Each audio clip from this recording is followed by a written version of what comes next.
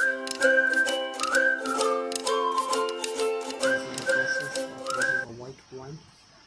can see it.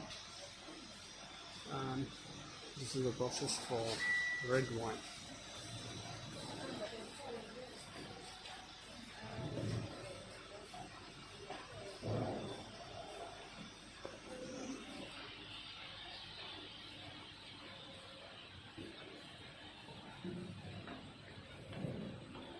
So on this side, I'm just going to take a quick look at the winemaking process just by looking at some of the pictures behind me. So the first picture is just to illustrate harvesting. So here at Groot Constantia, we only harvest by hand. We do not use a machine. And this is because the machine can actually damage the stalks and the vines, which we do not want, and it can also pick up a lot of things that we don't want. So we harvest by hand as a form of quality control. Okay, once that's done, you can look over there, you'll see a blue net. So that's our receiving bin.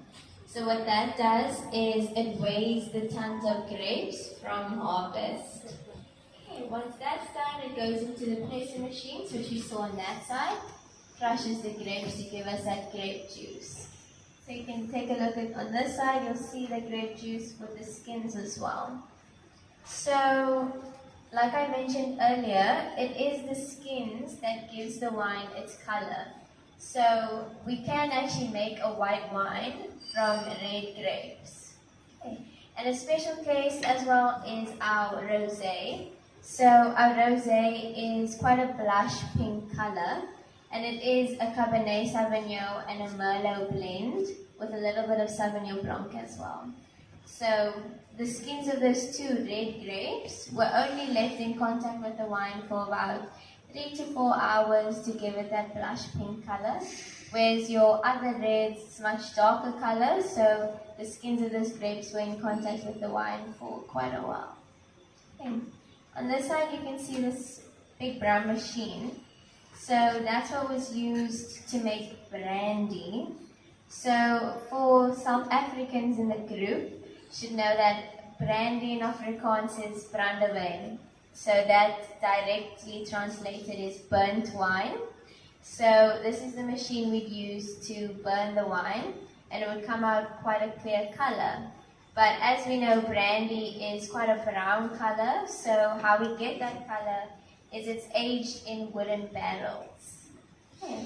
And we do actually still make brandy on the estate today as well. Okay, so we're going to go down to our maturation cellar now, just to see where all of our wine is stored.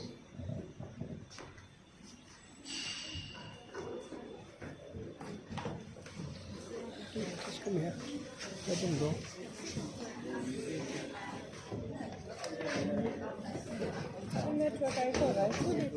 Yeah.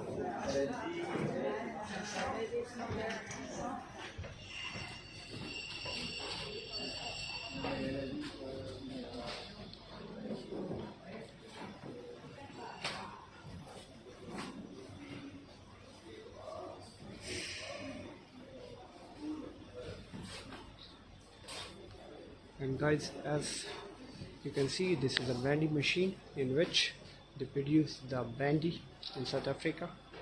So you can see this machine now.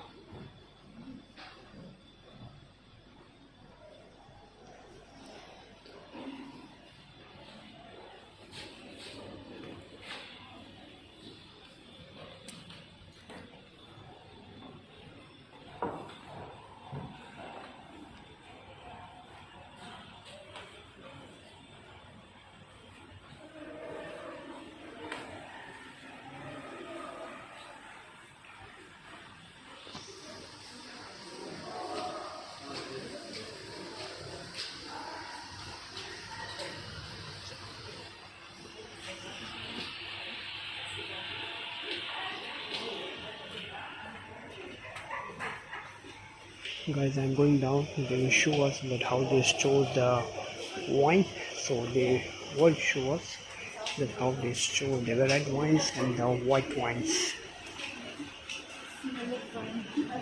and I can smell the fragrance of the wine. It's awesome, and yeah, it's very nice.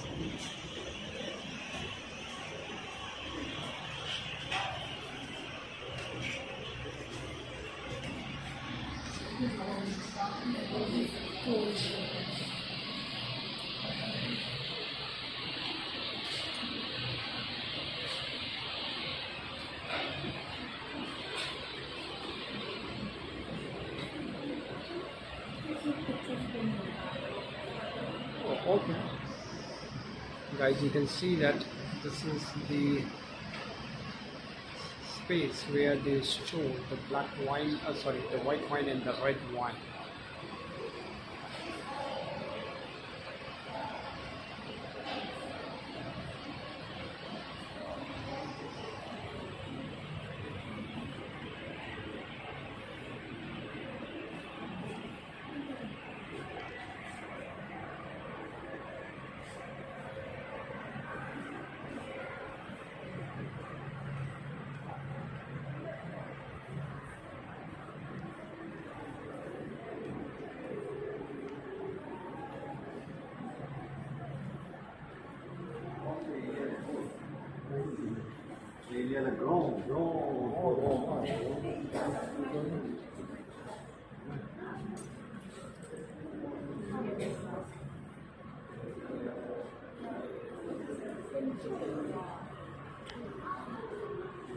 That's not too bad.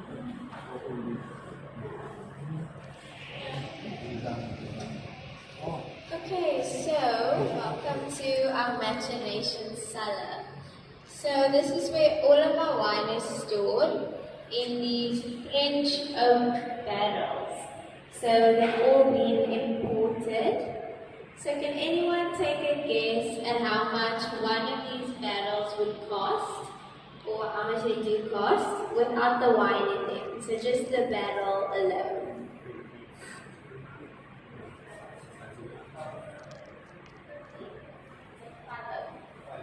Yeah, okay. Anyone else? We got 50,000. In one barrel, 50,000. Okay, so it's a bit less than that. 8,000. So it's a bit more than that. But that's close. So it's about 17,000 rand, or about 1,000 euros. Okay, so one of these barrels can only be used about 3 to 4 times before it's sold to our brandy farms. So the reason for this, we use the tea bag analogy. So when you make a cup of tea for the first time, it's quite a strong flavor and a strong color. But when you use that same tea bag again, there's less flavor and it just gets less and less if you were to use it again and again. So we can only use it about 3 to 4 times before it's no longer of use to us, because we do want it to give our wines certain flavors and certain aromas as well. So one 225 litre barrel can produce about 300 bottles of wine. Okay. And I'm sure you guys have noticed that it's much cooler down here than it was up there as well. So wine does need to be stored at a certain temperature as well. So it's currently about 14 to 16 degrees Celsius here. And it is also quite dark in here because harsh lighting can actually damage the color and the flavor of the wine as well. Okay, and then just over here, these 2 bigger barrels. So those are no longer in use, and that is because it was quite difficult to clean them. So there is like a little story that back in the day how they cleaned these barrels was they would use little children. So they would like feed them in, make them sing a song while they cleaned, and when the child stopped singing, they knew the child passed out, so they'd pull them out and send a new one in. They would just keep going until there was the last child left was still singing. So then they knew the barrel was clean because there were no longer fumes causing children to pass out. But I can't guarantee the truth of the story, so you guys can, choose to believe it or not. But otherwise, thank you for joining me. That concludes our tour. If you still need to do your tasting, you can grab your glasses from reception. Okay. Thank you.